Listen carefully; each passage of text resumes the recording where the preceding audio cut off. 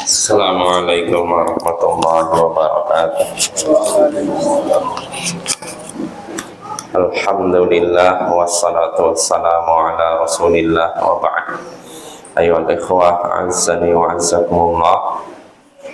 Kita lanjutkan pembacaan kitab Umdatul Ahkam min kalami khairil anam, karya Imam Abdul Ghani Al-Maqdisi.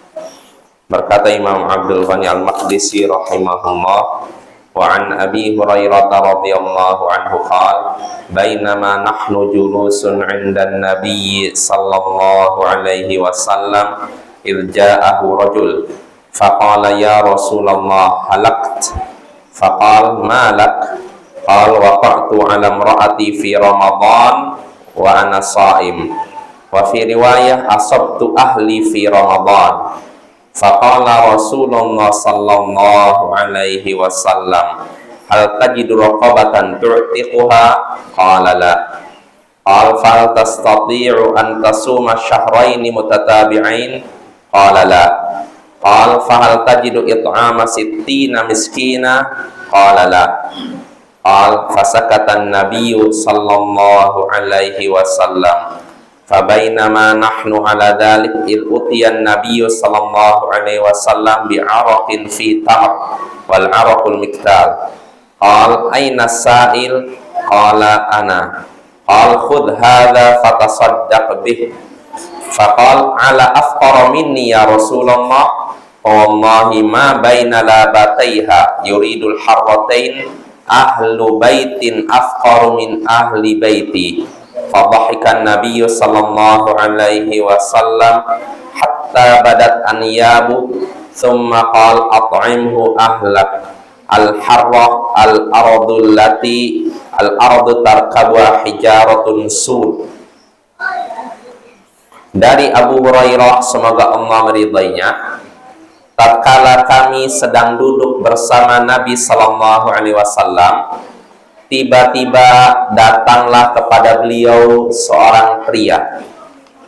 Tatkala kami sedang duduk bersama Nabi sallallahu alaihi wasallam, tiba-tiba datanglah kepada beliau seorang pria. Lalu berkata, wahai Rasulullah, binasalah aku. Wahai Rasulullah, binasalah aku. Beliau pun bertanya, ada apa dengan dirimu? Pria itu menjawab, aku menyetubuhi istriku di Ramadan dalam keadaan aku sedang berpuasa. Dalam riwayat lain disebutkan aku menggauli istriku di bulan Ramadan dalam keadaan berpuasa. Artinya dia melakukan bersetubuh, ya. Maka Rasulullah SAW pun bersabda, apakah engkau mendapatkan budak yang bisa engkau merdekakan? Orang itu menjawab, tidak. Lalu beliau kembali bertanya, apakah engkau sanggup puasa 2 bulan berturut-turut? Orang itu menjawab, tidak. Lalu Nabi kembali bertanya, apakah engkau sanggup memberi makan 60 orang miskin? Orang itu menjawab, tidak. Nabi Shallallahu Alaihi Wasallam terdiam.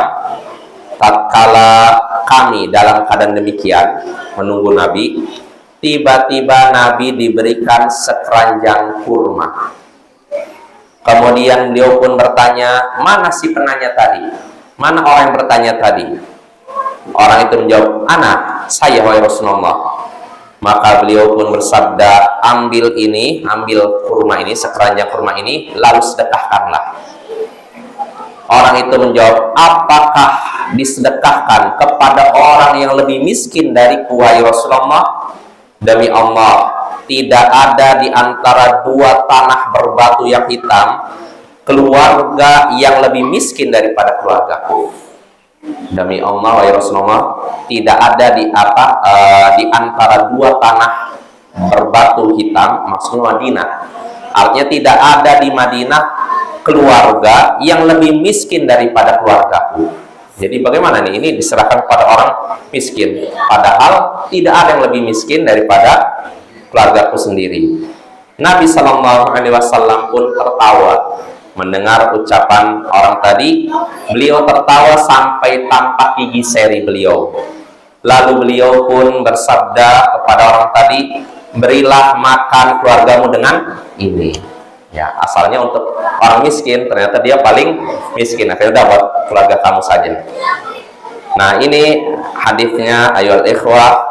Insyaallah jelas. Dari hadis ini kita bisa mengambil beberapa pelajaran. Di antaranya pertama, dosa bersetubuh di siang hari bulan Ramadan adalah dosa besar yang membinasakan. Sebab orang tadi berkata, wahai Rasulullah, binasalah aku.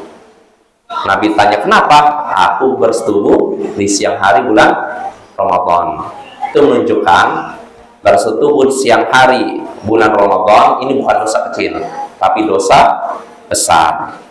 Nah, itu faedah pertama. Faedah kedua, kafarat, denda bagi orang yang bersetubuh di siang hari bulan Ramadan, yakni pertama, membebaskan budak. Kalau tidak dapat berpuasa 2 bulan berturut-turut, tidak boleh ada yang putus.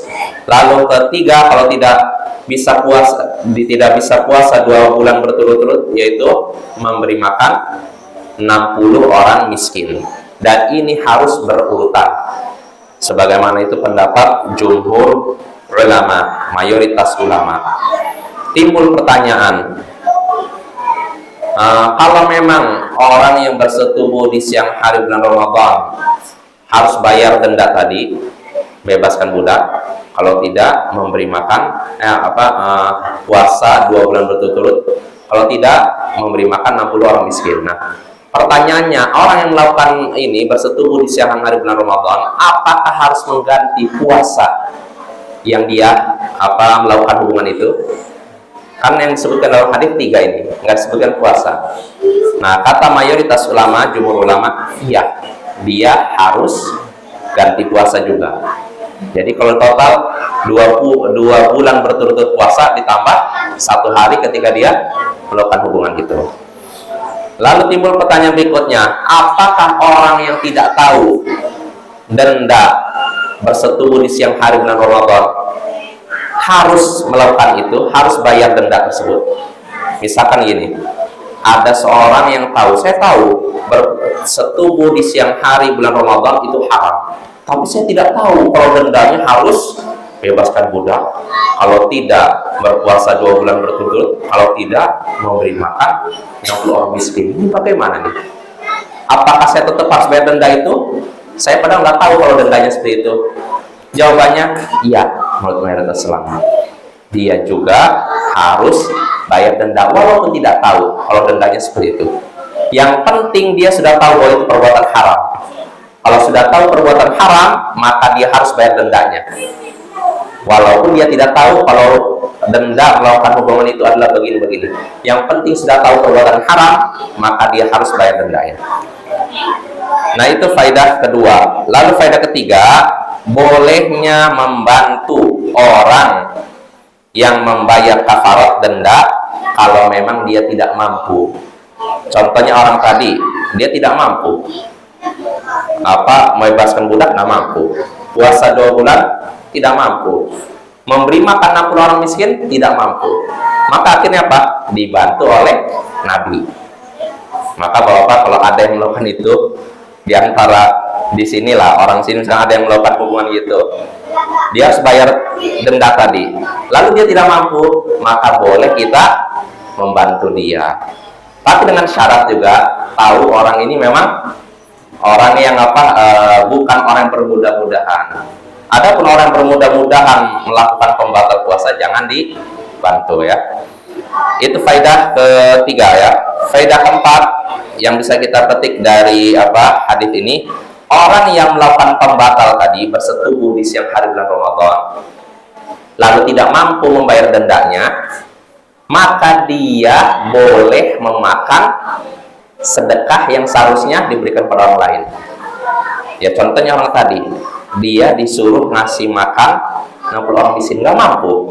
Nabi suruh, kamu kasih ini 60 orang miskin nih, dia nggak mampu, akhirnya dikasih untuk keluarganya. Maka kalau ada yang seperti ini kasusnya, boleh juga. Ada diantara masyarakat kita misalkan yang melakukan itu, nggak mampu melakukan 3 pembatal, nggak mampu membayar denda ini, dia yang terakhir kan, memberi makan 60 orang miskin. Dia juga nggak mampu, maka kita boleh memberikan yang terakhir ini kepada dia. Jelas apa ya? Apa? Iya, tinggal orangnya juga. Tentu saja tengok orangnya. Kalau orangnya bermudah-mudahan jangan ya. Tapi kalau orangnya memang orangnya baik, iya. Cuma karena dia mungkin ya terlanjur terbawa nafsu, ya ini lain lagi, oke. Nah, itu faedah keempat. Lalu faedah terakhir terkait dengan hadis ini, mulianya akhlak Nabi Sallallahu Alaihi Wasallam. Kenapa? Karena orang tadi datang kepada Nabi dalam keadaan cemas, takut, celaan dan semacamnya. Namun ternyata Nabi tidak mencelaknya, bahkan membantunya. Ya, inilah akhlak yang perlu kita tiru dari Nabi kita Sallallahu Alaihi Wasallam. Wassallallahu ala nabiyyina Muhammadin wa ala alihi wa sahbihi ajma'in. Wa akhiru da'wana anil hamdulillahi rabbil alamin. Assalamualaikum warahmatullahi wabarakatuh.